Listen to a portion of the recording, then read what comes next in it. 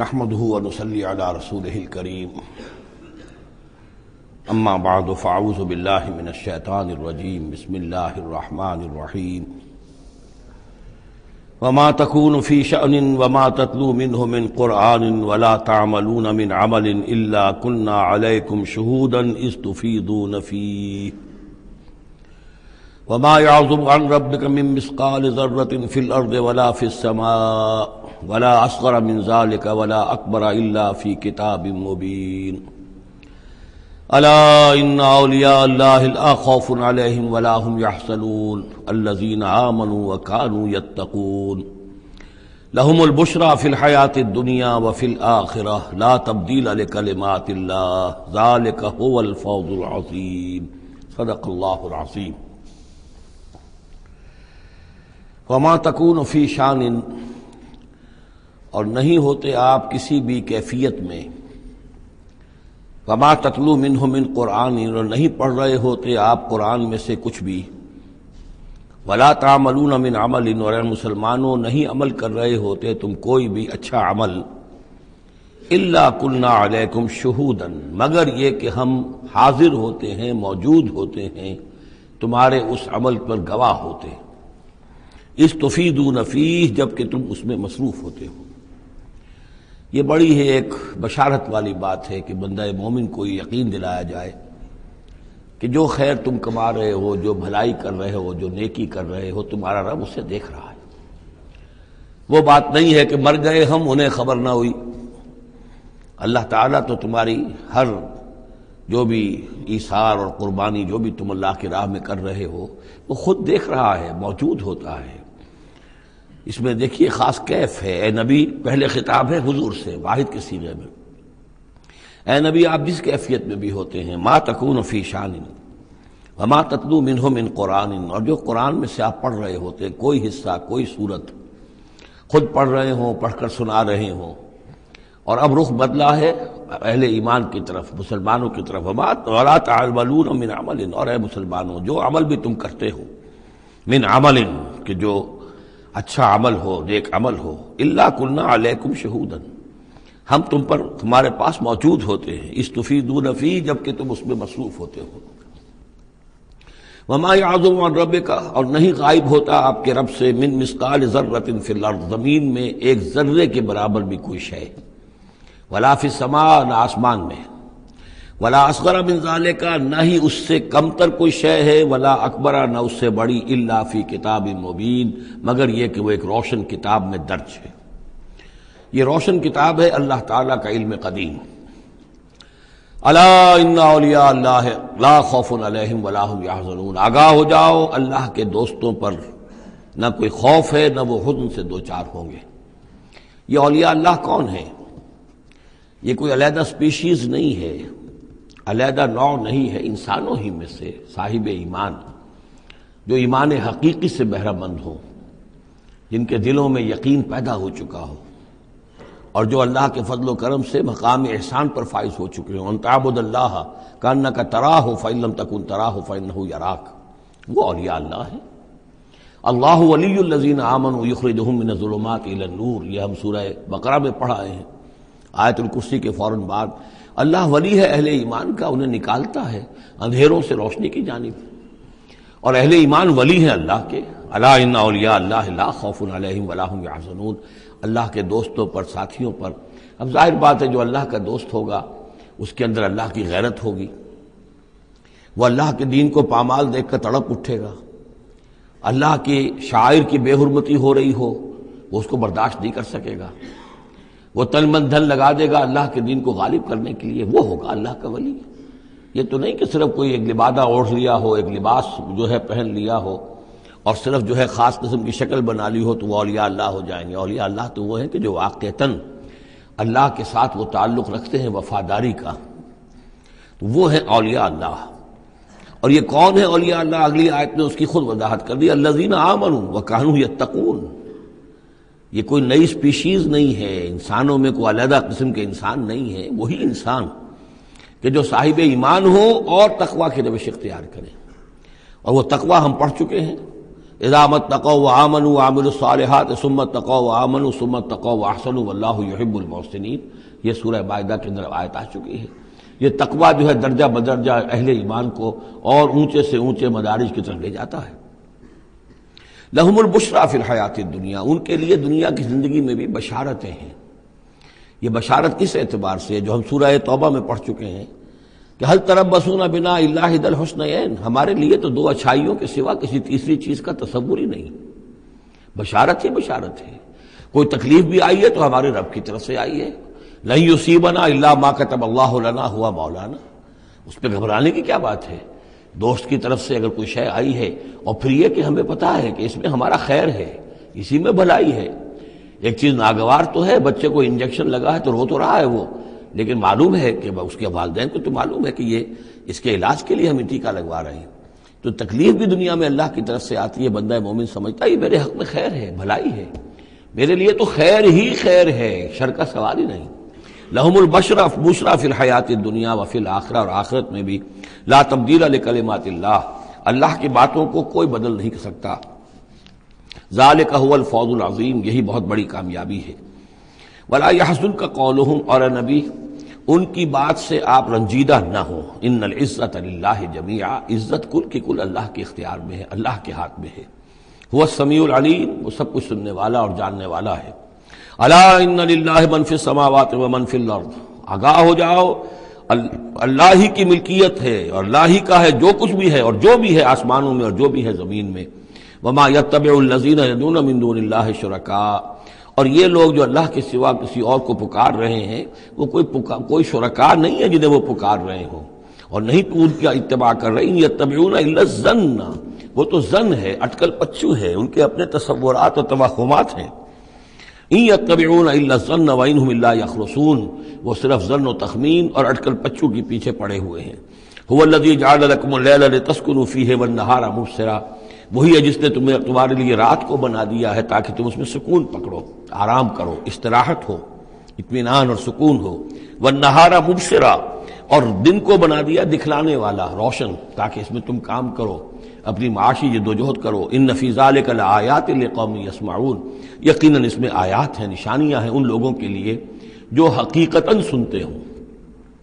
قالوا اتخذ اللہ ولدا سبحانہ، انہوں نے کہا کہ اللہ نے اولاد اختیار کی ہے، وہ پاک ہے اس سے۔ هو الغنی، وہ بے نیاز ہے۔ یہ لفظ یہاں بہت اہم ہے، غنی، بے نیاز ہے، اس کا کیا تعلق ہے اولاد نہ ہونے سے؟ اصل میں انسان کو اولاد کی تمنا اس لیے ہوتی ہے کہ اسے یہ معلوم ہے کہ مجھے مرنا ہے، میں تو فانی ہوں، میری اولاد کے ذریعے سے میرا نام زندہ رہے گا۔ انسان کے اندر جو ایک خواہش ہے کہ میرا نام باقی رہے، میری یاد باقی رہے، تو اس کا تسلسل ہے جو اولاد کے ذریعے سے۔ اللہ تعالیٰ چونکہ فانی نہیں ہے، باقی ہے، اسے کسی اولاد کی احتیاج نہیں ہے، وہ ہمیشہ خود قائم رہنے والا ہے، اس لیے اس کی شان اس سے بہت بلند ہے کہ اسے اولاد کی حاجت ہو۔ هو الغنی، وہ تو اس سے غنی ہے، بے نیاز ہے۔ لہو ما فی السماوات و ما فی الارض، اسی کا ہے جو کچھ کہ ہے آسمانوں میں اور جو کچھ کہ ہے زمین میں۔ ان عندکم من سلطان بہذا، نہیں ہے تمہارے پاس کوئی سند، کوئی دلیل اس چیز کے لیے کہ تم نے اللہ کے لیے اولاد تراش لی ہے۔ اتقولون علی اللہ ما لا تعلمون، کیا تم اللہ کی طرف منسوب کر رہے ہو وہ چیزیں جن کے لیے تمہارے پاس کوئی علم نہیں، کوئی دلیل نہیں، کوئی سند نہیں۔ قل ان الذین یفترون علی اللہ الکذب لا یفلحون، کہہ دیجئے وہ لوگ جو اللہ تعالیٰ کی طرف جھوٹ باتیں منسوب کرتے ہیں، افتراء کرتے ہیں، وہ کبھی فلاح نہیں پائیں گے۔ متاع فی الدنیا، دنیا میں ان کے لیے ساز و سامان ہے، رہنا بسنا ہے، اس کے لیے کچھ ضرورت ہم نے ان کو ضرورت کی چیزیں دے دی ہیں۔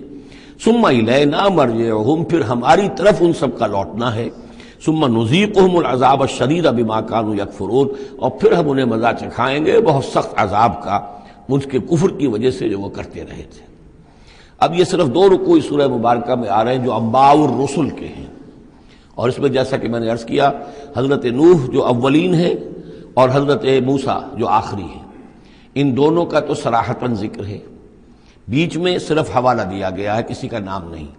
حضرت نوح کا ذکر صرف آدھے رکوع پر ہے، حضرت موسیٰ کا قدر تفصیل کے ساتھ 1.5 رکوع ہے۔ اس کے برعکس ہو جائے گا اگلی صورت میں، سورہ ہود میں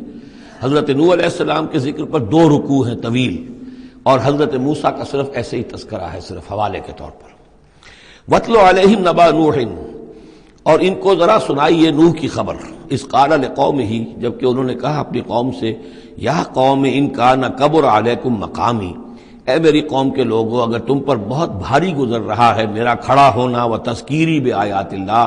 اور اللہ کے آیات سے تمہیں نصیحت کرنا، شاق گزر رہا ہے، مذاق اڑاتے ہو تم، مجھ پر آوازیں کستے ہو، تم پر بہت شاق گزر رہا ہے میرا یہ سارا عمل،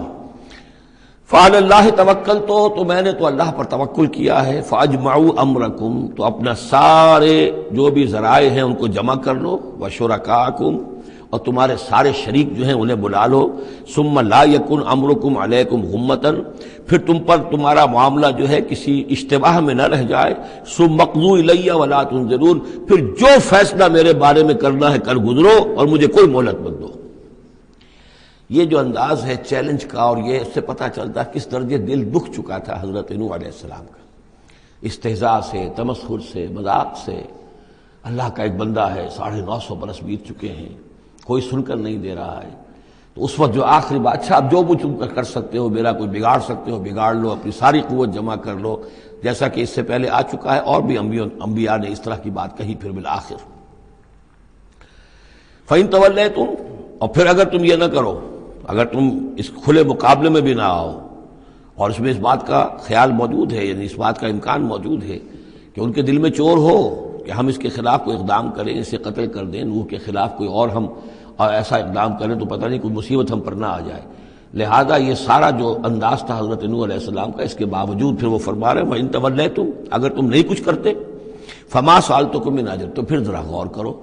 میں نے جو بھی تمہاری خدمت کی ہے آج تک، تمہیں جو دین کی طرف بلایا ہے، دعوت دی ہے، میں نے کبھی تم سے کوئی اجر مانگا ہے؟ میں نے تم سے کوئی اجرت تو طلب نہیں کی، تم سے کوئی شاباش تک نہیں مانگی، میں نے تم سے کوئی مدد نہیں مانگی، تم سے کوئی اجرت نہیں مانگی۔ ان اجری الا علی اللہ، میرا اجر تو اللہ کے ذمے ہے، وامرت ان اکون من المسلمین، اور مجھے حکم ہوا ہے کہ میں اس کے فرما بردار بندوں میں سے رہوں۔ فکذبوہ، تو انہوں نے پھر بھی جھٹلا دیا اس کو، فنجیناہ،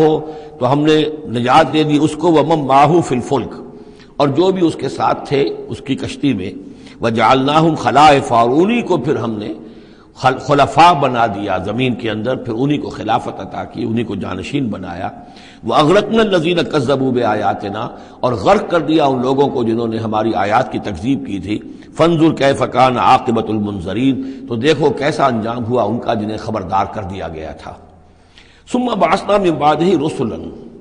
پھر ہم نے بھیجا ان کے بعد بہت سے رسولوں کو، الی قومہم، اپنی اپنی قوموں کی طرف، فجاءوہم بالبینات، تو وہ سب کے سب آئے ان کے پاس روشن دلیلیں لے کر، فما کانوا لیؤمنوا بما کذبوا بہ من قبل، لیکن وہ جس چیز کے انکار پر اڑ چکے تھے وہ ساری روشن دلیلیں دیکھنے کے باوجود بھی اس کو ماننے والے نہ بنے۔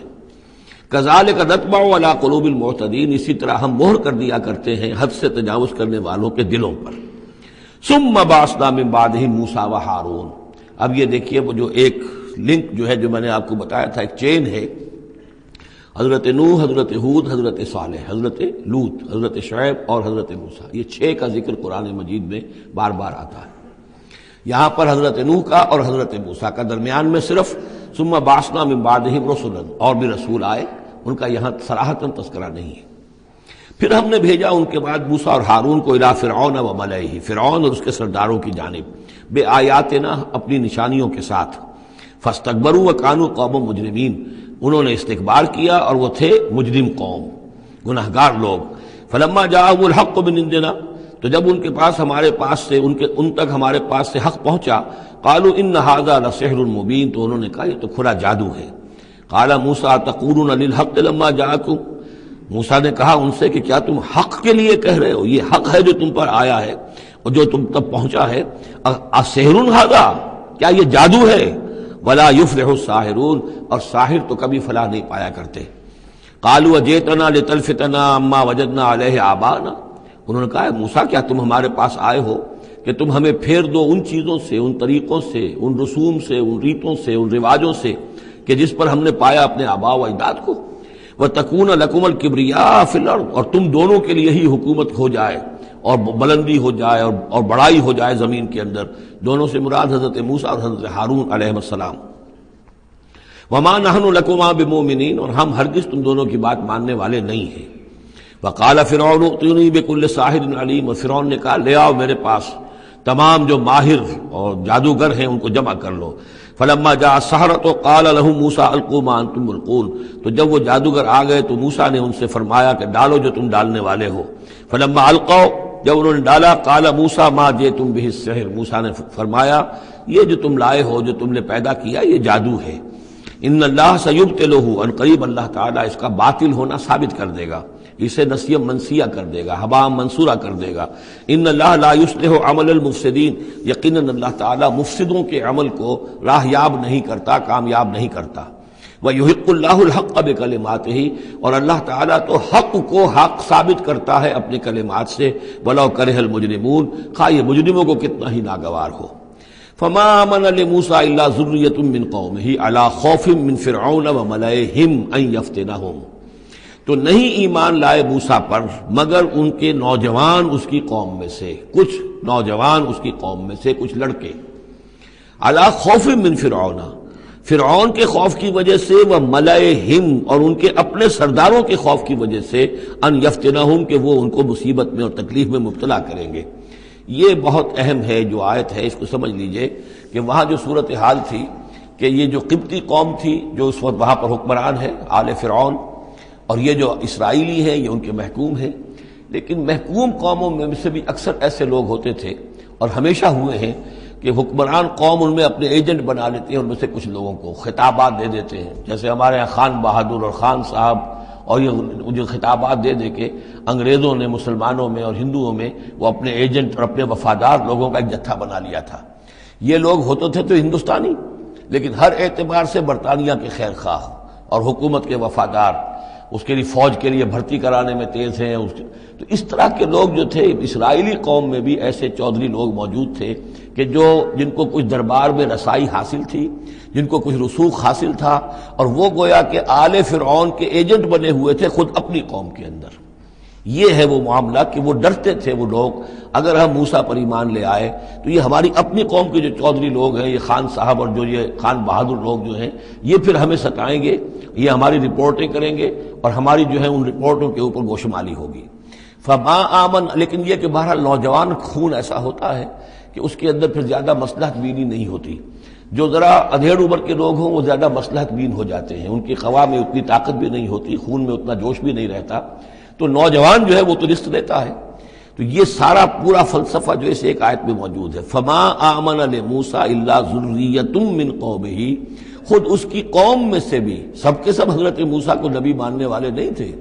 نہیں مانی بات موسیٰ کی ان کی قوم میں سے بھی مگر کچھ نوجوانوں نے، کچھ نوجوان، کچھ لڑکوں نے، علی خوف من فرعون،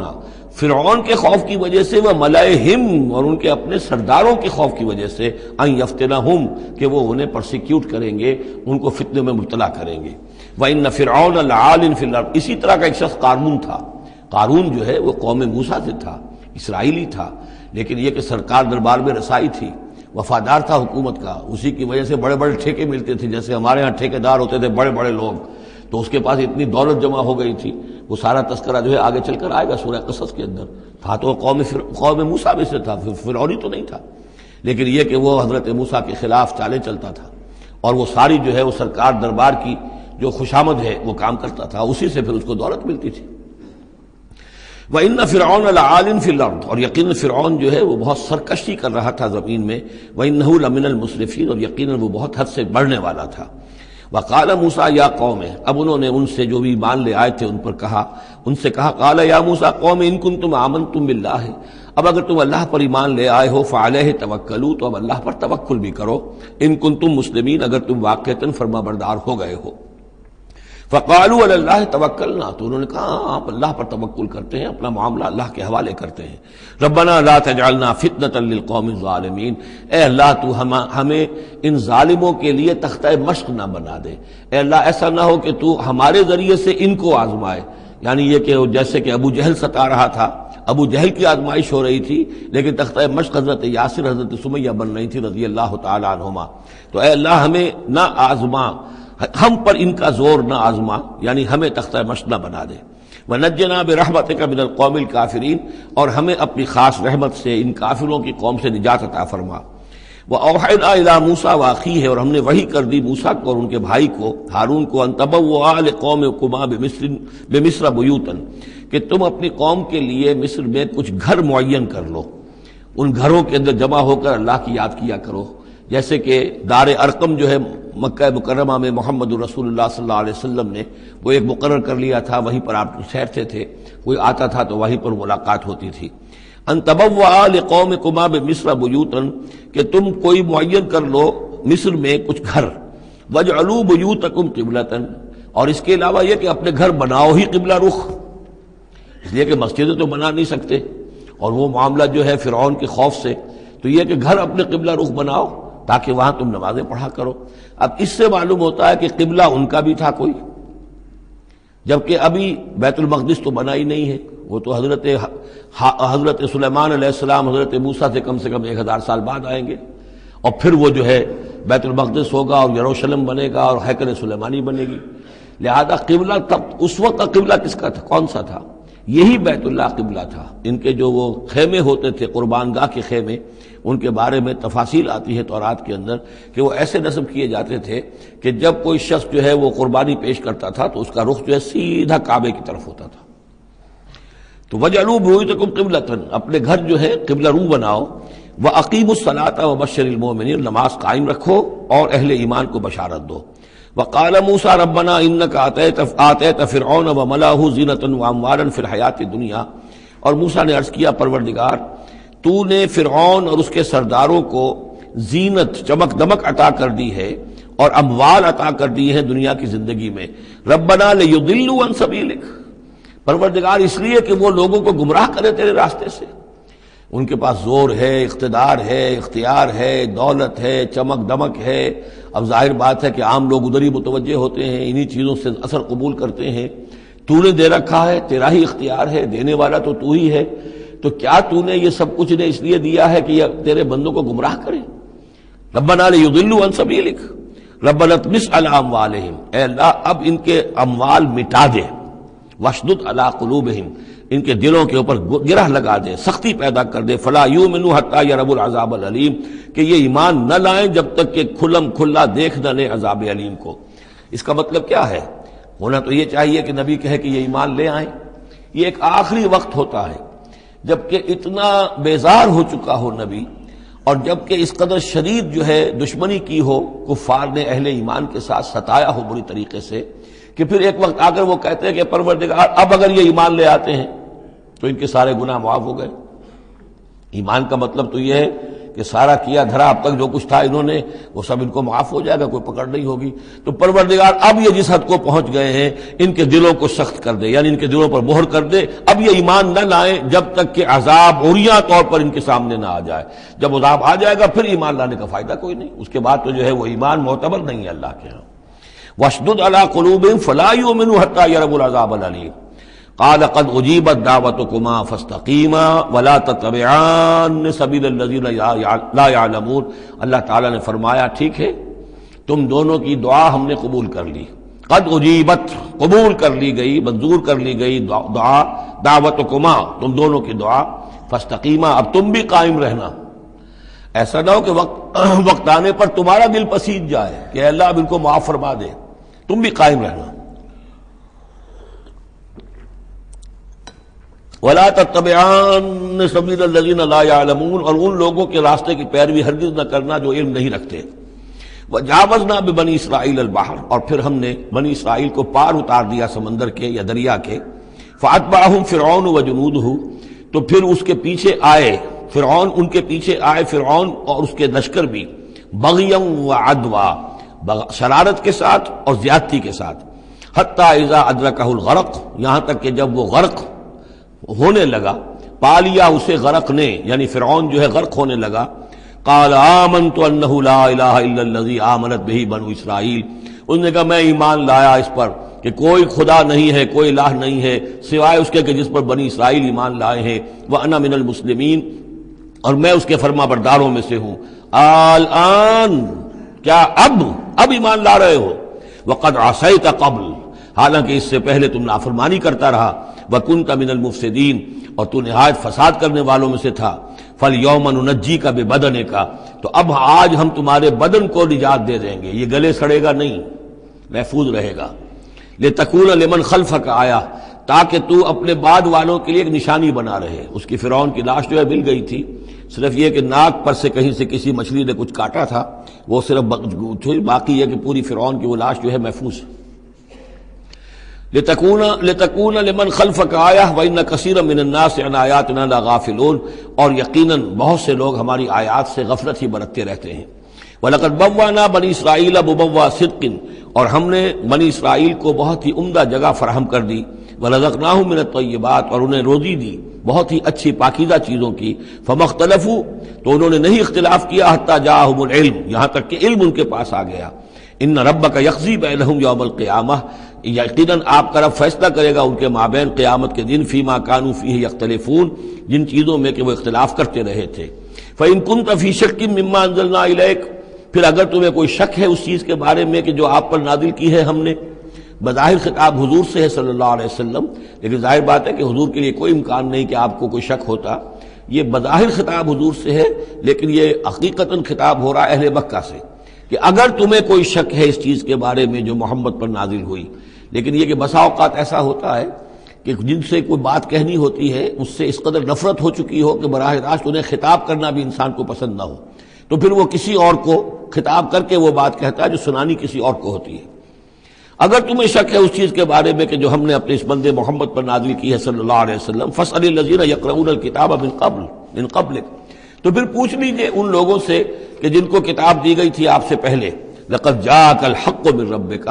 اے نبی آپ کے پاس حق آیا ہے آپ کے رب کی طرف سے، فَلَا تَكُونَنَّ مِنَ الْمُمْتَرِينَ، تو ہرگز نہ ہو جائیں آپ شک کرنے والوں میں۔ پھر نوٹ کر لیجئے میرے نزدیک یہاں بظاہر خطاب حضور سے ہے،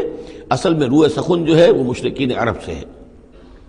وَلَا تَكُونَنَّ مِنَ الَّذِينَ كَذَّبُوا بِآيَاتِ اللَّهِ، اور بت بن جانا ہرگز ان لوگوں میں سے جنہوں نے اللہ کی آیات کو جھٹلایا، فَتَكُونَ مِنَ الْخَاسِرِينَ، تو ہو جاؤ گے خسارہ پانے والوں میں سے۔ ان الذین حقت علیہم کلمۃ ربک لا یؤمنون، یقیناً جن لوگوں کے اوپر کہ تیرے رب کی بات واقع ہو چکی ہے، ثابت ہو چکی ہے، جو قانون خداوندی کی زد میں آ چکے ہیں، جو ضد اور ہٹ نرمی کی وجہ سے اپنے دلوں پہ مہر کروا چکے ہیں، وہ ایمان نہیں لائیں گے۔ لا یؤمنون ولو جاءتہم کل آیۃ، چاہے کتنی ہی آیتیں آ جائیں، کتنی ہی نشانیاں آ جائیں، حتی یروا العذاب العلیم، وہ ایمان نہیں لائیں گے جب تک کہ اپنی آنکھوں سے عذاب علیم کو دیکھ نہ لیں۔ جیسے کہ فرعون کا معاملہ ہوا کہ جب غرق ہونے لگا تب ایمان لایا۔ فلولا كانت قرية آمنت فنفعها ایمانها، تو کیوں نہ ہوئی کوئی بستی کہ جو ایمان لاتی اور اسے اس کے ایمان نے نفع پہنچایا ہوتا، الا قوم یونس، سوائے ایک قوم یونس کے۔ حضرت یونس علیہ السلام کو بھیجا گیا تھا نینوا کی طرف، وہاں انہوں نے دعوت دی، معاملہ وہی ہوا جو تمام رسولوں کے ساتھ ہوا ہے، قوم نے انکار کیا، سرکشی پر اڑے رہے، پھر یہ خبر دے کر اور چلے گئے کہ اب 3 دن کے اندر اندر تم پر عذاب آ جائے گا۔ محسوس ایسا ہوتا ہے کہ انہیں اجازت اللہ کی طرف سے جانے کی نہیں آئی تھی۔ رسول کا معاملہ ایسا ہوتا ہے کہ وہ اپنی جگہ کو چھوڑ کر نہیں جا سکتا جب تک کہ اللہ کی طرف سے ایکسپریس پرمیشن نہ ہو، واضح اجازت۔ جیسے ہمارے ایگزیکٹو آفیسرز ہوتے ہیں، ڈی سی ہے تو ضلع کو چھوڑ کے نہیں جا سکتا وہ بغیر اجازت کے، اس لیے کہ ظاہر بات ہے وہاں کے امن و امان کا سارے ذمہ داری اس کی ہے۔ تو نبی کا معاملہ مختلف ہے، رسول کا مختلف ہے۔ رسول کو جب کسی جگہ پر کسی قوم کی طرف کسی علاقے کی طرف بھیج دیا گیا، اب چاہے کچھ بھی ہو، جب تک کہ وہاں پر سے اجازت نہ آئے کہ اس قوم کو چھوڑ کر تم جا سکتے ہو، رسول نہیں جا سکتا۔ چنانچہ آپ کو معلوم ہوتا ہے کہ جب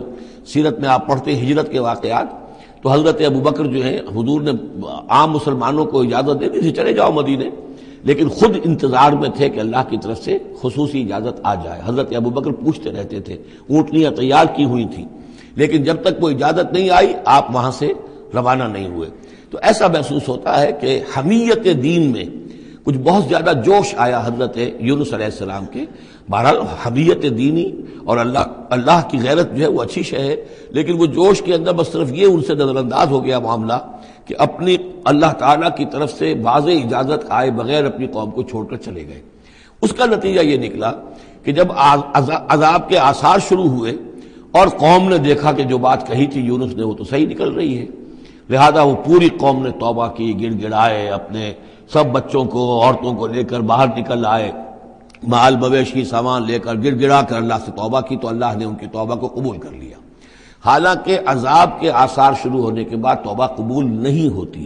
لیکن ایک استثناء ہے، چونکہ جو رسول بھیجے گئے تھے ان رسول کی طرف سے ذرا جلدی ہو گئی اور اجازت کے بغیر وہ اپنی قوم کو چھوڑ کر چلے گئے، لہذا اس جو بھی ڈیبٹ ہوا ہے رسول کے کھاتے میں اس کا کریڈٹ ہو گیا ہے اس قوم کو، اور اس کے لیے ایک استثناء قائم ہو گئی ہے پوری تاریخ کے اندر کہ وہ عذاب کے آثار آنے کے باوجود پھر انہوں نے توبہ کی اور اللہ نے ان کی توبہ کچھ عرصے کے لیے قبول کر لی، عذاب کو ٹال دیا۔ فلولا كانت قرية آمنت فنفعها ایمانها الا قوم یونس، تو کیوں نہ ہوئی کوئی بستی کو جو ایمان لے آتی، یعنی عذاب کے آثار شروع ہونے کے بعد،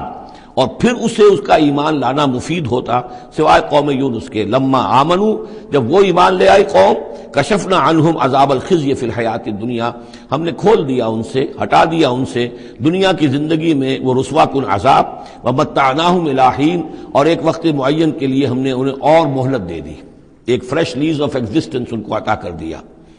وَلَوْ شَاءَ رَبُّكَ لَآمَنَ مَنْ فِي الْأَرْضِ كُلُّهُمْ جَمِيعًا، اور اگر آپ کا رب چاہتا ہے نبی صلی اللہ علیہ وسلم تو جو بھی زمین میں ہے سب کے سب ایمان لے آتے۔ یہ باتیں سورہ انعام میں بہت یعنی شد و مت کے ساتھ آ چکی ہے، وہ ذروہ سلام ہے اس موضوع کا کہ آپ کے دل میں کتنی بھی خواہش ہو کہ یہ سب لوگ ایمان لے آئیں، لیکن یہ کہ اللہ تعالیٰ نے تو ضابطہ رکھا ہوا، جو طالب حق ہوگا اسے حق ملے گا، جو طالب ہدایت ہوگا اسے ہدایت ملے گی، جو ضد پر، ہٹ درمی پر، تعصب پر اور کسی ضد میں آ گیا ہے اسے اللہ تعالیٰ ہدایت نہیں دے گا۔ اگر جبراً اللہ نے ہدایت دینی ہوتی تو دنیا میں کوئی بھی کافر نہ ہوتا، سب کے سب مومن ہوتے، متقی ہوتے۔ آخر اللہ کے فرشتے کتنے ہیں؟ سب مومن ہیں، متقی ہیں، پاک ہیں، صاف ہیں، کہیں کوئی غلطی نہیں، معصیت نہیں، کہیں لا یعصون اللہ ما امرہم ویفعلون ما یؤمرون، وہ جو بھی کچھ انہیں حکم ہوتا ہے بجا لاتے ہیں اللہ تعالیٰ کے احکام، کسی حکم کی نافرمانی نہیں کرتے۔ انسانوں کو پیدا کیا ہے امتحان کے لیے، خلق الموت والحیات لیبلوکم ایکم احسن عملا، لہذا آپ اس معاملے میں بس اپنا فرض ادا کریں، باقی کون ایمان لا رہا ہے کون نہیں لا رہا وہ معاملہ ہم سے متعلق ہے۔ وَلَوْ شَاءَ رَبُّكَ لَآمَنَ مَنْ فِي الْأَرْضِ كُلُّهُمْ جَمِيعًا، اگر اللہ چاہتا، آپ کا رب چاہتا تو یقیناً زمین میں جو ہیں سب کے سب ایمان لے آتے۔ أَفَأَنْتَ تُكْرِهُ النَّاسَ حَتَّى يَكُونُوا مُؤْمِنِينَ، تو کیا آپ لوگوں کو مجبور کر دیں گے کہ وہ ضرور ایمان لے آئیں؟ یعنی آپ اپنے آپ کو بھی ہلکان کر رہے ہیں، آپ نے دن رات ایک کیا ہوا ہے، آپ ہر وقت اس جد و جہد میں ہیں، پھر آپ کو یہ بھی اندیشہ رہتا ہے کہ کہیں میری طرف سے کوئی کوتاہی تو نہیں ہو رہی ہے، جیسے کہ سورہ اعراف کے اندر فَلَا تَكُنْ فِي صَدْرِكَ حَرَجٌ، آپ کے دل کے اندر یہ تنگی نہیں ہونی چاہیے، آپ اپنا فرض ادا کر کے اپنے آپ کو سبکدوش سمجھیے۔ وما كان لنفس ان تؤمن الا باذن اللہ، اور کسی جان کے لیے ممکن ہی نہیں ہے، کسی انسان کے لیے کہ وہ ایمان لائے مگر اللہ کے اذن سے۔ وَيَجْعَلُ الرِّجْسَ عَلَى الَّذِينَ لَا يَعْقِلُونَ، اور جو عقل سے کام نہیں لیتے اللہ تعالیٰ ان کے اوپر تو گندگی مسلط کر دیتا ہے۔ قُلْ انظُرُوا ماذا فِي السَّمَاوَاتِ وَالْأَرْضِ، کہیے ان سے کہ دیکھو جو آسمانوں اور زمین میں ہے اللہ تعالیٰ کی آیات ہیں، آسمان میں بھی ہیں زمین میں بھی ہیں۔ وَمَا تُغْنِي الْآيَاتُ وَالنُّذُرُ عَنْ قَوْمٍ لَا يُؤْمِنُونَ، لیکن یہ ساری آیات کام نہیں آتی، اور یہ ساری انذار اور ڈر سنانا اور جو بھی دعوت و تبلیغ ہے وہ ان لوگوں کے لیے جو ایمان نہیں لانا چاہتے مفید نہیں ہے۔ فَهَلْ يَنْتَظِرُونَ إِلَّا مِثْلَ أَيَّامِ الَّذِينَ خَلَوْا مِنْ قَبْلُ، یہ لفظ ایام آگے، ایام اللہ، تو کیا یہ منتظر ہیں اسی طرح کے دنوں کے جیسے کہ دن اس سے پہلے آئے ہیں؟ قُلْ فَانْتَظِرُوا، وہ دن جو آیا تھا قوم نوح پر، اور وہ دن جو آیا قوم ہود پر اور قوم صالح پر، فَهَلْ يَنْتَظِرُونَ إِلَّا مِثْلَ أَيَّامِ الَّذِينَ خَلَوْا مِنْ قَبْلِهِمْ، تو کیا یہ اسی طرح کے دنوں کا انتظار کر رہے ہیں، اسی طرح کا دن ان پر بھی آ جائے جیسا کہ ان پر آیا تھا جو ان سے پہلے تھے۔ قُلْ فَانْتَظِرُوا إِنِّي مَعَكُم مِّنَ الْمُنتَظِرِينَ، تو کہہ دیجئے کہ اچھا انتظار کرو، میں بھی تمہارے ساتھ انتظار کر رہا ہوں۔ ثُمَّ نُنَجِّي رُسُلَنَا وَالَّذِينَ آمَنُوا، پھر ہم نجات دیتے رہے ہیں اپنے رسولوں کو اور اہل ایمان کو۔ كَذَلِكَ حقاً علینا ننجی المومنین، بالکل اسی طرح ہمارے اوپر حق ہے، واجب ہے کہ ہم اہل ایمان کو نجات دیں۔ حضرت نوح کے ساتھ جو ایمان لائے وہ ان کے ساتھ کشتی میں بچا لیے گئے، حضرت ہود پر جو لوگ ایمان لائے ان کو بچا لیا گیا، حضرت صالح پر جو ایمان لے آئے وہ ان کو بچا لیے گئے، اور عمورہ اور صدوم کی بستیوں میں سے کوئی ایک بھی نہیں نکلا ایسا خوشبخت کہ جو وہاں سے اپنی نجات کا سامان حاصل کرتا، سوائے حضرت لوط اپنی دونوں بیٹیوں کو لے کر نکلے ہیں، ایک متنفس بھی نہیں تھا وہاں، ان کی اپنی بیوی بھی پیچھے رہ گئی ہے۔ قُلْ يَا أَيُّهَا النَّاسُ إِن كُنتُمْ فِي شَكٍّ مِّن دِينِي، اب یہ بڑا ایک فیصلہ کن سا انداز خطاب ہے یہاں، کہہ دیجئے اے نبی، اے لوگو، إِن كُنتُمْ فِي شَكٍّ مِّن دِينِي، اگر تمہیں میرے دین کے بارے میں کوئی شک ہے، یعنی تم مجھ پر دباؤ ڈال رہے ہو کہ میں تمہارے دین کی پیروی کروں، تو تمہیں کچھ شک ہے شاید میرے بارے میں کہ میں اپنے دین پر پوری طرح جازم نہیں ہوں، پوری طرح قائم نہیں ہوں، شاید مجھے اس کے اوپر پورا وثوق حاصل نہیں ہے. یہ جو تم محنت کر رہے ہو، مجھے جو ہے مجھ پر دباؤ پریشرائز کر رہے ہو مجھے. قل یا ایھا الناس ان کنتم فی شک من دینی فلا اعبد الذین تعبدون من دون اللہ، تو میں ہرگز نہیں پوجنے والا ان کو جن کو تم پوجتے ہو اللہ کے سوا. ولیکن اعبد اللہ الذی یتوفاکم، بلکہ میں تو پوجوں گا اور پرستش کروں گا اسی اللہ کی جو تمہیں قبض کرے گا. وامرت ان اکون من المؤمنین، اور مجھے حکم ہوا ہے کہ میں ایمان لانے والوں میں سے ہو جاؤں. وَأَنْ أَقِمْ وَجْهَكَ لِلدِّينِ حنیفا، اور اے نبی آپ تو اپنے چہرے کو سیدھا رکھیے دین حنیف کی طرف، دین کی طرف حنیف ہو کر، یکسو ہو کر. وَلَا تَكُونَنَّ مِنَ الْمُشْرِكِينَ، اور ہرگز نہ ہوئیے ان مشرکوں میں سے. وَلَا تَدْعُ مِن دُونِ اللَّهِ مَا لَا يَنفَعُكَ وَلَا يَضُرُّكَ، اور مت پکاریے ہرگز اللہ کو چھوڑ کر ان ہستیوں کو جنہیں یہ پکار رہے ہیں جو نہ نفع پہنچا سکتی ہیں اور نہ نقصان. فَإِنْ فَعَلْتَ، اور اگر بالفرض آپ نے ایسا کیا فَإِنَّكَ إِذًا مِّنَ الظَّالِمِينَ، تو پھر آپ بھی ظالموں میں سے ہو جائیں گے. وَإِن يَمْسَسْكَ اللَّهُ بِضُرٍّ فَلَا كَاشِفَ لَهُ إِلَّا هُوَ، اور اگر اللہ تعالیٰ آپ کو کوئی ضرر پہنچائے، تکلیف پہنچائے، تو کوئی نہیں ہے اس کا کھولنے والا، دور کرنے والا سوائے اس کے. وَإِن يُرِدْكَ بِخَيْرٍ، اور اگر وہ ارادہ کر لے آپ کے ساتھ بھلائی کا، خیر کا، اچھائی کا، فَلَا رَادَّ لِفَضْلِهِ، تو اس کے فضل کو لوٹانے والا کوئی نہیں جو آڑ بن جائے، روک بن جائے، رکاوٹ بن جائے اس کے فضل کے راستے میں. يُصِيبُ بِهِ مَن يَشَاءُ مِنْ عِبَادِهِ، وہ اپنا فضل دیتا ہے اپنے بندوں میں سے جس کو چاہتا ہے، پہنچاتا ہے جس کو چاہتا ہے. وَهُوَ الْغَفُورُ الرَّحِيمُ، اور وہ غفور اور رحیم ہے. قُلْ يَا أَيُّهَا النَّاسُ، کہہ دیجئے اے لوگو، قَدْ جَاءَكُمُ الْحَقُّ مِنْ رَبِّكُمْ، تمہارے پاس تمہارے رب کی طرف سے حق آ چکا ہے. فَمَنِ اهْتَدَىٰ، تو جو کوئی بھی ہدایت پائے، فَإِنَّمَا يَهْتَدِي لِنَفْسِهِ، تو وہ اپنے بھلے کو ہدایت پاتا ہے، اس کا فائدہ اسی کو ہوگا، عاقبت اس کی سورے گی، اللہ کی رحمت اس کے شامل حال ہوگی. وَمَنْ ضَلَّ، اور جو بھٹک جائے، جو گمراہ ہو جائے، فَإِنَّمَا يَضِلُّ عَلَيْهَا، تو وہ بھی اپنی جان پر وبال لے گا، اس کا سارا وبال اس کی اپنی جان پر آئے گا. وَمَا أَنَا عَلَيْكُمْ بِوَكِيلٍ، اور میں کوئی تمہارا ذمہ دار نہیں ہوں، میں تمہارے اوپر کوئی داروغہ بنایا نہیں گیا ہوں، میں تمہارے بارے میں مسئول نہیں ہوں، اللہ کے ہاں مجھ سے تمہارے بارے میں باس پرس نہیں ہوگی. وَلَا تُسْأَلُ عَنْ أَصْحَابِ الْجَحِيمِ، آپ سے نہیں پوچھا جائے گا جہنمیوں کے بارے میں. وَاتَّبِعْ مَا يُوحَىٰ إِلَيْكَ، اور اے نبی آپ پیروی کرتے جائیے اس کی کہ جو آپ کی طرف وحی کیا جا رہا ہے. وَاصْبِرْ، اور صبر کیجئے، جمے رہیے، ڈٹے رہیے، ان کے دباؤ کو برداشت کیجئے. حتیٰ یحکم اللہ، یہاں تک کہ اللہ تعالیٰ فیصلہ سنا دے. وَهُوَ خَيْرُ الْحَاكِمِينَ، اور یقیناً وہ بہترین فیصلہ کرنے والا ہے. سورۃ ہود، بسم اللہ الرحمن الرحیم. یہ اب جوڑا ہے، اس جوڑے کا دوسرا فرد سورہ ہود. یہاں آپ دیکھیں گے کہ برعکس ترتیب ہو جائے گی، 10 رکوعوں میں سے 6 سے زائد انباء الرسل پر مشتمل ہے، اور جس میں سب سے تفصیلی ذکر جو ہے یہ حضرت نوح علیہ السلام کا ہے، اور آخر میں بہت ہی مختصر سا تذکرہ جو ہے حضرت موسیٰ کا ہے. باقی جیسے سورہ اعراف میں ایک ایک رکوع ایک ایک رسول کے لیے، وہی ترتیب آپ یہاں دیکھیں گے. بسم اللہ الرحمن الرحیم. الف لام را، کتاب احکمت آیاتہ ثم فصلت من لدن حکیم خبیر. الف لام را، یہ وہ کتاب ہے جس کی آیات پختہ کی گئی ہیں، مضبوط کی گئی ہیں، پھر ان کی تفصیل کی گئی ہے، انہیں کھولا گیا ہے اس ہستی کی طرف سے جو حکیم اور خبیر ہے، جو کمال حکمت والا اور باخبر ہے. اس کا ایک مفہوم یہ ہو سکتا ہے کہ قرآن مجید میں شروع میں جو صورتیں نازل ہوئی ہیں وہ چھوٹی چھوٹی لیکن بہت پروفاؤنڈ، چند الفاظ کے اندر معلوم ہوتا ہے کہ جیسے سورۃ العصر ہے، والعصر ان الانسان لفی خسر الا الذین آمنوا وعملوا الصالحات وتواصوا بالحق وتواصوا بالصبر. اب اس میں کل ہدایت موجود ہے، اور امام شافعی کے وہ اقوال جو ہیں میں نے اپنے کتابچے میں راہ نجات سورۃ العصر کی روشنی میں وہ سارے درج کیے ہیں کہ لو لم ينزل من القرآن سواها لکفت الناس، اگر صرف یہ سورۃ العصر نازل ہوتی قرآن میں سے اور کچھ نہ نازل ہوتا تو بھی ہدایت کے لیے کافی تھی. اور لو تدبر الناس هذه السورۃ لوسعتهم، اگر لوگ صرف اس صورت پر تدبر کریں، غور کریں، تو یہ ان کی ہدایت کے لیے کافی ہو جائے گی. تو ابتدائی صورتیں اور آیتیں بڑی محکم، لیکن اس کے بعد تفصیل انہی کی بیان ہوئی ہے. اللہ تعبدوا الا اللہ، یہ کتاب کس پیغام کے ساتھ آئی ہے؟ نہ پوجو کسی کو سوائے اللہ کے. اننی لکم منہ نذیر و بشیر، یقیناً میں ہوں تمہارے لیے اس کی جانب سے خبردار کرنے والا اور بشارت دینے والا. یہ دو الفاظ بار بار آ رہے ہیں، بشیر اور نذیر، نذیر اور بشیر۔ وما نرسل المرسلین الا مبشرین ومنذرین رسلا مبشرین ومنذرین لئلا یکون للناس علی اللہ حجۃ بعد الرسل وکان اللہ عزیزا حکیما۔ وان استغفروا ربکم، اور یہ کہ اپنے رب سے استغفار کرو، معافی چاہو،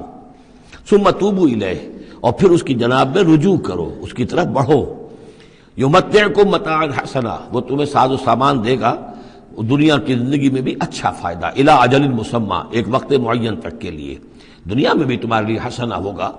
وَيُؤْتِ كُلَّ ذِي فَضْلٍ فَضْلَهُ، اور ہر صاحب فضل کو اس کے حصے کا فضل عطا کرے گا۔ یہاں جو ذی فضل سے مراد ہے مستحق فضل، جو بھی فضل کا مستحق ہے اسے اللہ تعالیٰ اس کا فضل عطا کرے گا۔ وَإِن تَوَلَّوْا، اور اگر تم پھر جاؤ گے، فَإِنِّي أَخَافُ عَلَيْكُمْ عَذَابَ يَوْمٍ كَبِيرٍ، تو پھر مجھے اندیشہ ہے کہ تم پر بہت بڑے دن کا ایک عذاب آئے گا۔ إِلَى اللَّهِ مَرْجِعُكُمْ، تمہاری طرف اللہ ہی کی طرف تمہیں لوٹ جانا ہے، وَهُوَ عَلَى كُلِّ شَيْءٍ قدیر، اور وہ ہر چیز پر قادر ہے۔ أَلَا إِنَّهُمْ يَثْنُونَ صُدُورَهُمْ لِيَسْتَخْفُوا مِنْهُ، آگاہ ہو جاؤ یہ لوگ اپنے سینوں کو دوہرا کرتے ہیں تاکہ اس سے چھپ سکیں۔ یہ مشکلات القرآن میں سے اس کے بارے میں بہت سے اقوال ہیں۔ ایک رائے جو ہے کہ جو بخاری میں حضرت ابن عباس کا جو قول آیا ہے وہ یہ ہے کہ کچھ اہل ایمان کے اوپر حیا کا اتنا غلبہ تھا، جیسے حضرت عثمان رضی اللہ تعالیٰ عنہ، کہ وہ کبھی غسل بھی کرنا ہوتا تھا، اس وقت بھی عریاں ہونا انہیں پسند نہیں تھا، تو وہ اس طریقے سے جھک جاتے تھے کہ گویا کہ سطر پھر بھی جو ہے وہ چھپا رہے، اور اگر کہیں قضاء حاجت ہے یا کوئی اور، اس وقت بھی وہ پورا سطر کا اہتمام کرتے تھے۔ تو یہ فرمایا جا رہا ہے کہ تم کتنا ہی کر لو، ظاہر بات ہے کہ اللہ تعالیٰ کی نگاہوں کے تو تم سامنے ہو، لہذا یہ ہے کہ اس میں ایک حد تک جو بھی اللہ تعالیٰ نے سطر کا، حجاب کے جو بھی احکام دیے ان کی پیروی کرو، لیکن کسی بھی معاملے میں غلو کی ضرورت نہیں ہے۔ الا انہم یثنون، باقی اور طرح سے بھی اس آیت کی جو ہے وہ تشریح کی گئی ہے۔ الا انہم یثنون صدورہم لیستخفوا منہ، آگاہ ہو جاؤ وہ اپنے سینوں کو دوہرا کرتے ہیں کہ اس سے چھپ سکیں اللہ سے۔ الا حین یستغشون ثیابہم، حین یستغشون ثیابہم، آگاہ ہو جاؤ کہ جب وہ اپنے اوپر اپنے کپڑے بھی اوڑھے ہوئے ہوتے ہیں، یہ تو یہ کہ اس وقت جو ہے وہ اپنے سینوں کو دوہرا کر رہے ہیں، جب کپڑے لپیٹے ہوتے ہیں، یعلم ما یسرون وما یعلنون، اس وقت بھی اللہ جانتا ہے جو کچھ وہ چھپا رہے ہوتے ہیں اور جو کچھ وہ ظاہر کر رہے ہوتے ہیں۔ انہ علیم بذات الصدور، وہ تو جو کچھ سینوں کے اندر ہے اس کو بھی جانتا ہے۔ وما من دابۃ فی الارض الا علی اللہ رزقها، اور نہیں ہے کوئی بھی چلنے والی چیز، کوئی حیوان، کوئی چوپایا، کوئی چرند، کوئی پرند زمین پر، جتنے بھی حیوانات ہیں اللہ نے بنائے ہیں، لیکن یہ کہ ان کا رزق اللہ کے ذمے ہے۔ یعنی اللہ تعالیٰ نے جو نظام بنایا اس دنیا کا، اس میں ہر شے کے لیے اس کا رزق فراہم کیا ہے۔ جو جاندار بنایا اس کے لیے جو غذا ہے، جو ضروری چیزیں، وہ پہلے سے فراہم کر دی ہے۔ بچے کی پیدائش بعد میں ہوتی ہے اور ماں کی چھاتیوں میں دودھ پہلے پیدا ہو جاتا ہے، تو اللہ تعالیٰ کی طرف سے یہ نظام جو ہے ایسا ہے۔ یہ دوسری بات ہے کہ لوگوں نے تقسیم دولت کا نظام غلط کر دیا، تو کچھ لوگ بھوکے رہ گئے، کچھ ننگے ہو گئے، کچھ نے دولت سمیٹ کر جو ہے اپنے کھتے بھر لیے، انبار لگا لیے۔ یہ انسانوں کا معاملہ ہے، یہ انہوں نے غلط کام کیا ہے، ورنہ اللہ تعالیٰ نے تو تمام جو بھی جتنی بھی مخلوقات ہیں ان کے لیے کافی اور وافی رزق جو ہے وہ پیدا کیا ہے۔ وما من دابۃ فی الارض الا علی اللہ رزقها ویعلم مستقرها ومستودعها، اور وہ جانتا ہے اس کے مستقل قیام کی جگہ کو بھی اور جہاں وہ عارضی طور پر سونپا جاتا ہے۔ یہ مستقر اور مستودع پر گفتگو ہو چکی ہے تفصیل کے ساتھ، 3 اقوال اس کے بارے میں بیان کر چکا ہوں سورہ انعام کے ضمن میں۔ کل فی کتاب مبین، اور یہ سب کچھ ایک کھلی روشن کتاب کے اندر موجود ہے، وہی کتاب جو علم الہی کی کتاب ہے۔ وَهُوَ الَّذِي خَلَقَ السَّمَاوَاتِ وَالْأَرْضَ فِي سِتَّةِ أَيَّامٍ، اور وہی ہے کہ جس نے پیدا کیا آسمانوں اور زمین کو 6 دنوں میں۔ وَكَانَ عَرْشُهُ عَلَى الْمَاءِ، اور اس کا تخت تھا پانی پر۔ لِيَبْلُوَكُمْ أَيُّكُمْ أَحْسَنُ عَمَلًا، تاکہ تمہیں آزمائے کہ کون ہے تم میں سے اچھے عمل کرنے والا۔ یعنی یہ تخلیق جو ہے اور انسانی زندگی کا جو یہ حصہ جو اس دنیا میں گزرتا ہے، اس کا جو اصل مقصد ہے وہ ہے امتحان۔ قلزم ہستی سے تو ابھرا ہے مانند حباب، اس زیاں خانے میں تیرا امتحان ہے زندگی۔ باقی یہ کہ کان عرشہ علی الماء، اس کا تخت پانی پر تھا، اس کے معنی کیا ہیں؟ میرے نزدیک اب بھی یہ آیات متشابہات میں سے ہے، لیکن ایک انداز ایسا ہے کہ جس سے محسوس ہوتا ہے کہ شاید وہ اس کی طرف اشارہ کیا جا رہا ہو کہ یہ دنیا جب بنی ہے، یہ زمین جب ٹھنڈی ہونے لگی ہے تو ٹھنڈی ہو کر اس کے بخارات نکلے ہیں، اور وہ اس کے گرد جو فضا بنی ہے، ایٹماسفیئر، اس کے اندر یہ گیسز گئی ہیں۔ ان گیسز کے اندر جو ہے ہائیڈروجن اور آکسیجن کے ذریعے سے پھر پانی پیدا ہوا ہے، اور طویل عرصے تک بارشیں ہوتی رہیں، طویل عرصے تک، لاکھوں سال یہ کہتے ہیں کہ بارش ہوئی ہے۔ اور چونکہ جب زمین سکڑی ہے تو کہیں سے وہ اونچی ہو گئی، کہیں سے نیچی ہو گئی، سکڑتی ہے کوئی شے تو اس کے اندر نشیب و فراز پیدا ہو جاتے ہیں۔ تو بارش جب برسی ہے تو پھر یہ کہ سمندر وجود میں آئے ہیں۔ ابھی کوئی اور مخلوقات نہیں تھی، صرف یہ کہ اس زمین کے اوپر یا یہ کہ وہ پہاڑ تھے اور یا پانی تھا، بلکہ یہ کہ اکثر و بیشتر پانی ہی پانی تھا۔ پھر یہ کہ پانی اور جہاں پر مٹی پیدا ہوئی اور دلدلی علاقے بنے اور دلدلی علاقوں کے اندر پھر وہ کچھ حیات جو ہے اس کی شکلیں پیدا ہوئی، چاہے وہ نباتاتی حیات تھی اور چاہے وہ حیواناتی حیات تھی۔ تو وہ جو ایک دور ہے جب کہ ابھی مخلوقات، اس زمینی مخلوقات کے اندر ابھی کوئی شے نہیں آئی تھی، کوئی حیوانات نہیں، کوئی سمندر کے کوئی جانور نہیں، کوئی زمین کے اوپر خشکی کے جانور نہیں، تو اس وقت جو ہے گویا کہ اللہ تعالیٰ کا جو تخت حکومت ہے اس زمین کی حد تک وہ پانی کے اوپر تھا۔ واللہ اعلم۔ وَلَئِن قُلْتَ، اور اگر آپ کہیں گے انکم مبعوثون کہ تمہیں اٹھا لیا جائے گا من بعد الموت، موت کے بعد، لَيَقُولَنَّ، تو کہیں گے وہ لوگ الذین کفروا جنہوں نے کفر کیا، ان ھذا الا سحر مبین، نہیں یہ تو کھلا جادو ہے۔ وَإِنْ أَخَّرْنَا عَنْهُمُ الْعَذَابَ إِلَىٰ أُمَّةٍ مَّعْدُودَةٍ، اور اگر ہم مؤخر کیے رکھیں ان سے اپنے عذاب کو ایک خاص مدت تک کے لیے، معین مدت تک کے لیے، لَيَقُولُنَّ مَا يَحْبِسُهُ، تو وہ کہتے ہیں کس چیز نے روک رکھا ہے، وہ جہاز کہاں نظر انداز ہو گیا، آتا کیوں نہیں؟ محمد بہت سال ہو گئے تمہیں کہتے ہوئے جہاز آئے گا اور وہ عذاب آئے گا، وہ کہاں ہے؟ ما یحبسو، کس سے نے اس کو روکا ہے؟ الا یوم یاتیہم لیس مصروفا عنہم، آگاہ ہو جاؤ جس دن وہ ان پر آئے گا پھر وہ ان کی طرف سے پھیرا نہیں جا سکے گا۔ وحاق بہم ما کانوا بہ یستہزئون، اور ان کو گھیرے میں لے لیں گی وہ تمام چیزیں جن کا یہ استہزاء اور تمسخر کیا کرتے تھے۔ وَلَئِنْ أَذَقْنَا الْإِنسَانَ مِنَّا رَحْمَةً، اور اگر ہم مزہ چکھاتے ہیں انسان کو اپنی طرف سے رحمت کا، کوئی خوشی آئی ہے، کوئی دولت ملی ہے، کوئی اور مسرت کی بات ہوئی ہے، ثم نزعنا منہ، پھر جب ہم اس سے وہ چھین لیتے ہیں، لے لیتے ہیں، سلب کر لیتے ہیں، انہ لیئوس کفور، تو وہ ہو جاتا بالکل مایوس، نہایت ناشکرہ، بھول جاتا ہے کبھی اللہ کی نعمت بھی تھی، کبھی اللہ کی نگاہ کرم بھی مجھ پر تھی، ٹھیک ہے آج مجھ پر سختی آ گئی ہے تو سختی نرمی آتی رہتی ہے، اللہ تعالیٰ کی طرف سے ہے، اگر نرمی بھی تھی تو اللہ کی طرف سے، اور سختی بھی آئی ہے تو اللہ کی طرف سے، اس پر شکر چاہیے تھا، اس پر صبر چاہیے، لیکن نہیں، انسان جو ہے لیئوس کفور، انتہائی مایوس اور نہایت ناشکرہ، ہم پر تو کبھی اللہ کی کوئی نظر کرم ہوئی نہیں۔ وَلَئِنْ أَذَقْنَاهُ نَعْمَاءَ بَعْدَ ضَرَّاءَ مَسَّتْهُ، اور اگر ہم مزہ چکھائیں اسے نعمتوں کا اس کے بعد کہ کوئی تکلیف اس کو پہنچی ہوئی تھی، لَيَقُولَنَّ ذَهَبَ السَّيِّئَاتُ عَنِّي، تو وہ کہے گا بس جی میرے دل اندر دور ہو گئے، ساری برائیاں اب تو، ساری مصیبتیں ختم ہو گئیں۔ إِنَّهُ لَفَرِحٌ فَخُورٌ، اب وہ فرح اور فخور بن جاتا ہے، وہ یعنی اتراتا ہے، فخر کرتا ہے اور کہتا ہے یہ میں نے محنت کی، میں نے کوشش کی، میں نے تدبیر کی، دیکھا میں نے یہ شکل کی تھی جس کی وجہ سے کہ میری کاروبار جو بالکل ختم ہو رہا تھا، ڈوب رہا تھا، وہ ٹھیک ہو گیا۔ یعنی یہ کہ ہر حال میں اللہ سے دور، یہ نہیں جانتا کہ جو بھی معاملہ آیا تھا وہ اللہ کی طرف سے ہے، خیر ہو یا شر ہو وہ اللہ کی طرف سے ہے، اس سے ناواقف۔ الا الذین صبروا، سوائے ان کے کہ جو صبر کی روش اختیار کریں، یہ سب کی بات نہیں ہے، جن کو اللہ نے ایمان دیا ہو اور ایمان کے نتیجے میں صبر پیدا ہوا ہو، الا الذین صبروا وعملوا الصالحات، اور انہوں نے نیک اعمال کیے ہوں، اولئک لہم مغفرۃ واجر کبیر، ان کے لیے مغفرت ہے اور بہت بڑا اجر ہے۔ فلعلک تارک بعض ما یوحی الیک، تو اے نبی شاید کہ آپ کچھ چیزیں چھوڑ دیں اس میں سے جو آپ کی طرف وحی کی جا رہی ہے، وضائق بہ صدرک، اور آپ کا سینہ اس سے بھج رہا ہے، تنگ ہو رہا ہے، ان یقولوا، اس وجہ سے کہ وہ کہہ رہے ہیں لولا انزل علیہ کنز او جاء معہ ملک، کہ وہ یہ کہہ رہے ہیں کہ کیوں نہیں ان کے اوپر اتار دیا گیا کوئی خزانہ، یا کیوں نہیں آیا ان کے پاس کوئی فرشتہ، معہ ان کے ساتھ کوئی فرشتہ آتا۔ وہی بات جو سورہ انعام میں آ چکی ہے، اس کا ذروہ سنام اس مضمون کا سورہ انعام میں آ چکا ہے، لیکن ان تمام صورتوں کے اندر بھی یہ چیزیں موجود ہیں۔ یہ دونوں گروپ جو ہیں مکی صورتوں کے، جن میں سے ایک میں وہ 2 صورتیں ہیں جو ہم پڑھ چکے، انعام، اعراف، اور دوسرا جو یہ ہے جو 14 صورتوں پر مشتمل ہے جس کی دوسری صورت ہم پڑھ رہے ہیں، ان سب کا تعلق جو ہے یوں سمجھیے، ایک استثناء ہے وہ میں بعد میں بتا دوں گا، یہ قیام مکہ کے آخری 4 سالوں کی صورتیں ہیں، یعنی حضور کا قیام مکہ مکرمہ میں وحی کے آغاز کے بعد 12 سال، اس کو 4 حصوں میں تقسیم کر لیجئے۔ پہلے 4 سال میں جو صورتیں نازل ہوئی ہیں وہ قرآن مجید کے آخری 2 گروپوں میں ہیں، سورہ قاف سے لے کے آخر تک۔ درمیانی 4 سال جو تھے ان کے درمیان جو ہے وہ درمیانی 2 گروپوں میں ہیں، اور یہ جو ہے شروع کے 2 گروپ جو ہیں ان کے اندر وہ صورتیں ہیں کہ جو آخری دور میں نازل ہوئی ہیں، آخری 4 سالوں میں، اور ان میں یہ مضمون کثرت سے ملے گا۔ فَلَعَلَّكَ تَارِكٌ بَعْضَ مَا يُوحَىٰ إِلَيْكَ، تو شاید نبی آپ ترک کر دیں گے بعض چیزیں جو آپ کی طرف وحی کی گئی ہیں، وَضَائِقٌ بِهِ صَدْرُكَ، اور آپ کا سینہ جو ہے اس پر بھچ رہا ہے،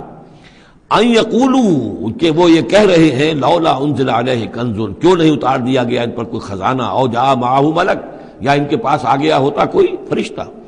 انما انت نذیر، دیکھیے پھر آپ سمجھ لیجئے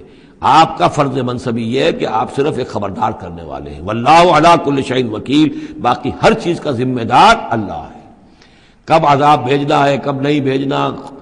کوئی معجزہ دکھانا ہے یا نہیں دکھانا، کس کو ایمان کی توفیق دینی ہے کس کو نہیں دینی ہے، یہ سارے معاملات اللہ کے ہاتھ میں ہیں۔ ام یقولون افتراہ، کیا ان کا کہنا یہ ہے کہ یہ قرآن جو ہے محمد نے خود گھڑ لیا ہے؟ قل فاتوا بعشر سور مثلہ مفتریات، اب یہ ہے وہ چیلنج جو دوسرے نمبر پر دیا گیا۔ پہلا چیلنج تھا کہ تم پورے قرآن جیسی کوئی کتاب بنا کر لاؤ، وہ آگے چل کر آئے گا سورہ بنی اسرائیل میں اور دوسری صورتوں میں۔ اس سے نیچے اتر کر اچھا 10 صورتیں بنا کے لے آؤ، اس سے نیچے پر سبیل تنزل 1 صورت، اس 1 صورت کی بات سورہ یونس میں بھی آ چکی ہے اور سورہ بقرہ میں بھی، یہاں وہ 10 والا معاملہ ہے۔ قل فاتوا بعشر سور مثلہ مفتریات، تو ان سے کہیے کہ اچھا اگر ایسا ہی ایک قرآن گھڑا جا سکتا ہے اور انسان کی قوت اور قدرت میں ہے کہ ایسی کتاب تصنیف کر لے، تو تم 10 صورتیں تم بھی اس کی تصنیف کر کے لے آؤ۔ وَادْعُوا مَنِ اسْتَطَعْتُم مِّن دُونِ اللَّهِ إِن كُنتُمْ صَادِقِينَ، اور جن کو بھی تم بلا سکو اللہ کے سوا بلا لو مدد کے لیے اگر تم سچے ہو۔ فَإِن لَّمْ يَسْتَجِيبُوا لَكُمْ،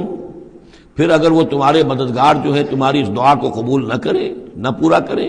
یا یہ کہ اے مسلمانوں اگر تمہارا یہ چیلنج جو ہے یہ کفار قبول نہ کریں، فَاعْلَمُوا أَنَّمَا أُنزِلَ بِعِلْمِ اللَّهِ، تو جان لو تمہیں یقین قابل ہونا چاہیے کہ یہ اللہ تعالیٰ ہی کے علم سے نازل ہوا ہے، وَلَا إِلَٰهَ إِلَّا هُوَ، اور اللہ کے سوا کوئی معبود نہیں، فَهَلْ أَنْتُم مُسْلِمُونَ، تو اب اللہ کا حکم مانتے ہو یا نہیں، فرما برداری کرتے ہو کہ نہیں۔ یہ کفار ہی سے خطاب ہے کہ اگر تمہارے وہ جو معبود ہیں تم ان کو پکارو کہ اس جیسی 10 صورتیں ہمیں بھی، آپ بھی کچھ کوشش کریں، ہم بھی کوشش کرتے ہیں مل جل کر، کچھ آپ القاء فرمائیں، الہام فرمائیں، کچھ ہم محنت کرتے ہیں، اور اگر وہ نہ کریں تو پھر جان لو فَاعْلَمُوا أَنَّمَا أُنزِلَ بِعِلْمِ اللَّهِ وَلَا إِلَٰهَ إِلَّا هُوَ فَهَلْ أَنْتُم مُسْلِمُونَ مَنْ كَانَ يُرِيدُ الْحَيَاةَ الدُّنْيَا وَزِينَتَهَا نُوَفِّ إِلَيْهِمْ أَعْمَالَهُمْ فِيهَا وَهُمْ فِيهَا لَا يُبْخَسُونَ،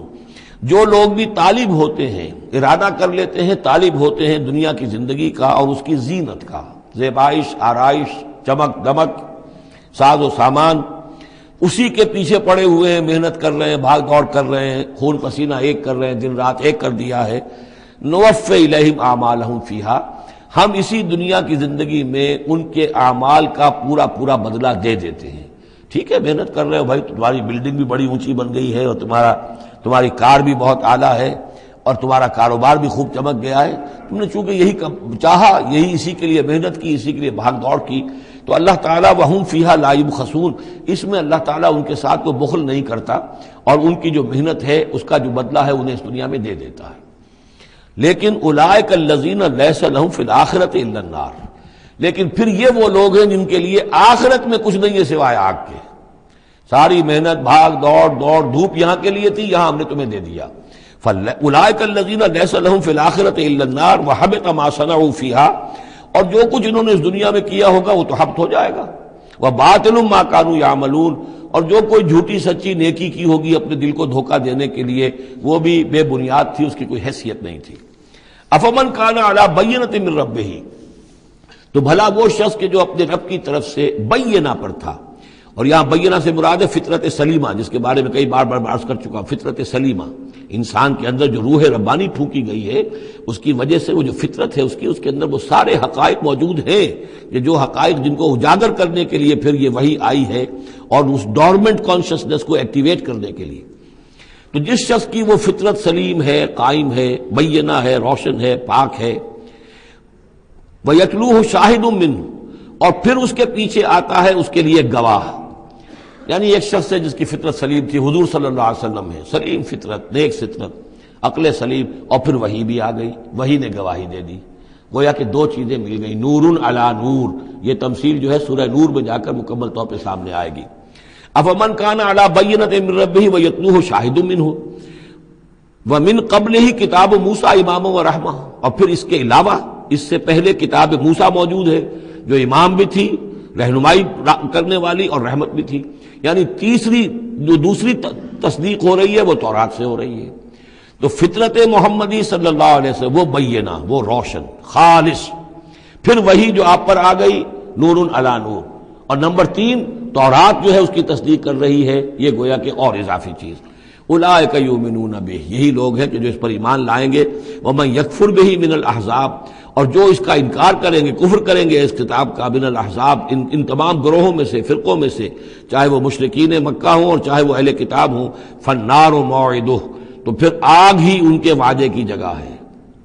فلا تک فی بریۃ منہ، تو اے نبی آپ ان کے بارے میں کسی شک و شبے میں نہ رہیں. انہ الحق من ربک، یقیناً یہ حق ہے آپ کے رب کی طرف سے. ولکن اکثر الناس لا یؤمنون، لیکن اکثر لوگ ایمان لانے والے نہیں ہیں. ومن اظلم ممن افترى علی اللہ کذبا، اور کون زیادہ ظالم ہوگا، اس سے بڑھ کر ظالم ہوگا اس سے کہ جس نے اللہ پر جھوٹ باندھا، گھٹ کر کوئی چیز اللہ کی طرف منسوب کر دی. اولئک یعرضون علی ربہم، یہ وہ لوگ ہیں کہ جو پیش کیے جائیں گے اپنے رب کے سامنے. ویقول الاشہاد، اور لوگ کہیں گے، گواہی دینے والے کہیں گے، ہؤلاء الذین کذبوا علی ربہم، یہ وہ لوگ ہیں جنہوں نے جھوٹ کہا تھا اپنے رب پر. غلام احمد قادیانی کو کھڑا کیا جائے گا، یہ ہے وہ شخص کہ جس نے جھوٹ اپنی جو ہے باتیں منسوب کی ہیں اللہ کی طرف، جس نے بھی جھوٹی نبوت کا دعویٰ کیا. ہؤلاء الذین کذبوا علی ربہم، انہوں نے جھوٹ بولا اللہ پر اور تہمت باندھی اللہ پر کہ مجھ پر وہی بھیجی ہے. الا لعنت اللہ علی الظالمین، آگاہ ہو جاؤ ایسے ظالموں پر اللہ کی لعنت ہے. الذین یصدون عن سبیل اللہ، جو اللہ کے راستے سے روکتے ہیں. وَيَبْغُونَهَا عِوَجًا، اور اس میں کجیاں نکالتے ہیں، ڈھونڈتے ہیں، مین میخ نکالتے ہیں تاکہ لوگ جو ہے اس راستے کو اختیار نہ کریں. وَهُمْ بِالْآخِرَةِ هُمْ کافرون، اور آخرت کے وہ بالکل انکاری ہیں اور منکر ہیں. اور اصل تو ان کی بیماری یہی ہے،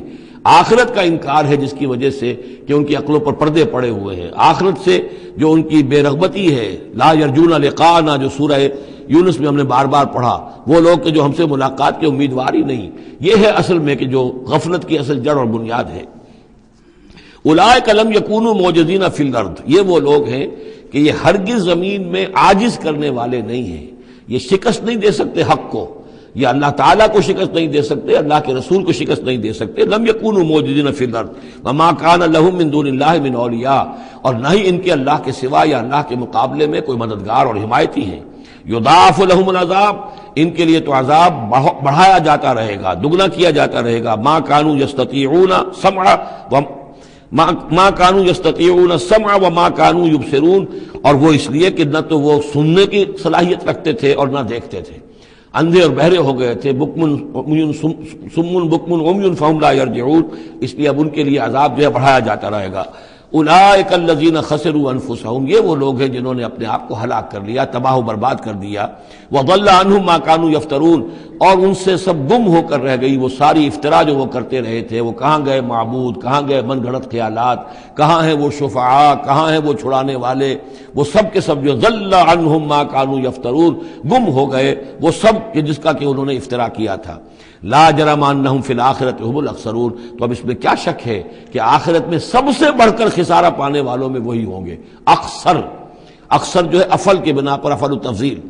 ان الذین آمنوا وعملوا الصالحات، اس کے برعکس سائملٹینیس کنٹراسٹ کا قاعدہ، اس کے برعکس وہ لوگ جو ایمان لائے اور جنہوں نے نیک عمل کیے. وَأَخْبَتُوا إِلَىٰ رَبِّهِمْ، اور جو اپنے رب کے سامنے جنہوں نے عاجزی کی، گڑ گڑاتے رہے، تضرع اختیار کیا. اولئک اصحاب الجنہ، یہ ہوں گے جنت والے. ہم فیہا خالدون، وہ رہیں گے اس میں ہمیشہ ہمیش. مثل الفریقین کالاعمی والاصم والبصیر والسمیع،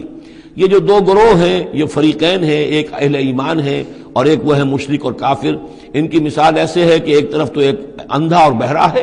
کالاعمی والاصم، اندھا بھی ہے بہرا بھی ہے، اور دوسرا والبصیر والسمیع، جو دیکھتا بھی ہے اور سنتا بھی ہے. هل یستویان مثلا، کیا یہ برابر ہے مثال کے اعتبار سے؟ افلا تذکرون، تو کیا وہ نصیحت اخذ نہیں کرتے؟ بارک اللہ لی ولکم فی القرآن العظیم ونفعنی وإیاکم بالآیات والذکر الحکیم.